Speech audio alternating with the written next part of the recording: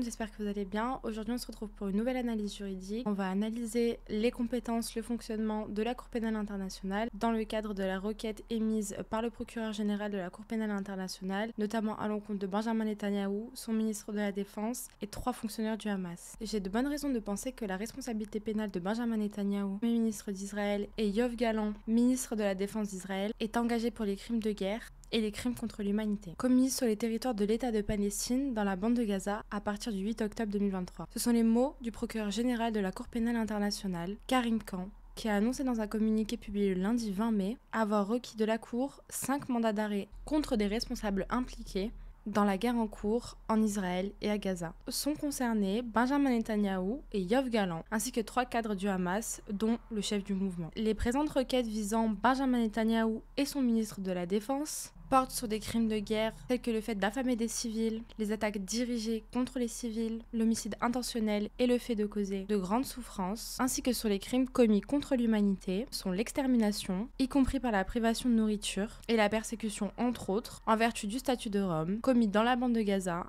à partir du 8 octobre 2023. Quant aux dirigeants du Hamas, le bureau du procureur les accuse de crimes contre l'humanité et de crimes de guerre commis à partir du 7 octobre 2023, d'extermination et de meurtre, de viol et autres formes de violences sexuelles, de prise d'otages et d'actes de torture et autres traitements cruels perpétrés dans le contexte de la captivité, entre autres. Ces demandes doivent être encore examinées et approuvées par une chambre préliminaire de la Cour pénale internationale avant que les mandats d'arrêt ne soient émis. Mise en place par la Convention de Rome du 17 juillet 1798, la Cour pénale internationale s'inspire du tribunal de Nuremberg. Tribunal installé au lendemain de la Seconde Guerre mondiale par les Alliés pour juger 24 responsables de l'Allemagne nazie. La Cour pénale internationale est compétente pour juger 4 crimes: les crimes contre l'humanité, les génocides, les crimes d'agression et les crimes de guerre. Il a fallu cependant attendre 2012 pour qu'elle rende son premier jugement, 14 ans de prison pour des crimes de guerre commis par le chef de milice congolais Lubanga, pour des faits remontant à 2002. La CPI ne peut intervenir que si le crime a été commis sur le territoire d'un État ayant signé la Convention ou si le mis en cause est un ressortissant de l'un de ces États. Toutefois, le Conseil de sécurité a déjà donné compétence à la CPI pour juger des infractions particulièrement graves commises par un État qui n'a pas ratifié le statut de Rome. Ce fut le cas notamment pour le Darfour en 2005, secoué par une violente guerre civile. Si 124 États reconnaissent la compétence et l'autorité de la CPI, notons que 31 signataires n'ont pas ratifié le statut, soit en raison d'une incompatibilité constitutionnelle,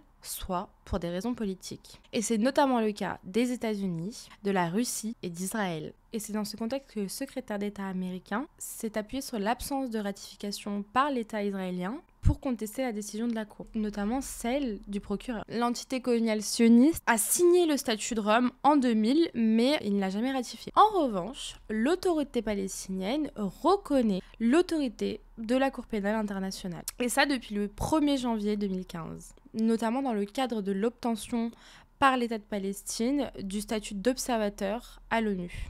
La Cour est donc compétente pour tous les crimes commis sur le territoire palestinien ou commises par des ressortissants de l'État palestinien. Et c'est dans ce cadre juridique que le procureur général de la Cour pénale internationale a pu demander à émettre ces 5 mandats d'arrêt contre Benjamin Netanyahou, son ministre de la Défense et 3 fonctionnaires du Hamas. Israël ne reconnaît pas la compétence et l'autorité de la Cour pénale internationale. Mais il faut savoir que si ces mandats d'arrêt sont émis, pour Benjamin Netanyahou, ça deviendra très compliqué, puisque chacun des 124 États membres de la CPI seront tenus de remettre à la Cour, pour qu'elle soit jugée, toute personne visée par un mandat d'arrêt qui rentrerait sur son territoire. Il y a d'autres arguments qui sont utilisés par les détracteurs de la CPI, et notamment des pro-Israël, qui en plus de venir remettre en cause la compétence de la Cour pénale internationale, remettent également en question la possibilité pour la Cour pénale internationale d'émettre un mandat d'arrêt et d'arrêter Benjamin Netanyahou, parce que Benjamin Netanyahou disposerait d'une immunité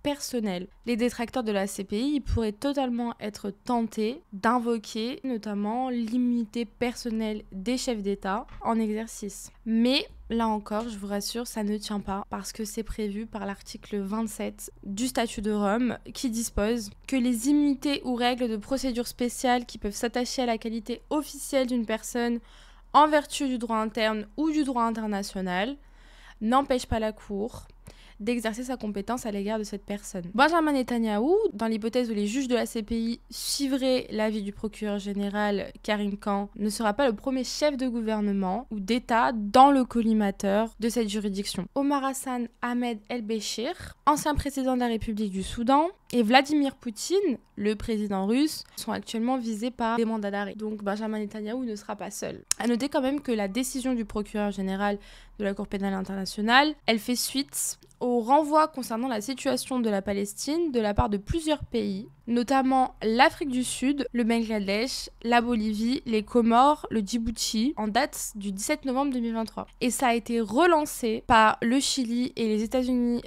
mexicains, le 18 janvier 2024. Autant de pays qui ont un honneur, qui ont su prendre des positions fortes, notamment quand on est face à un drame comme celui-là en Palestine. Il y a encore énormément de tenants et d'aboutissants au fonctionnement de la Cour pénale internationale. Si vous voulez que je fasse une autre vidéo, vous me dites. J'espère que la vidéo vous a plu. On se quitte comme ça.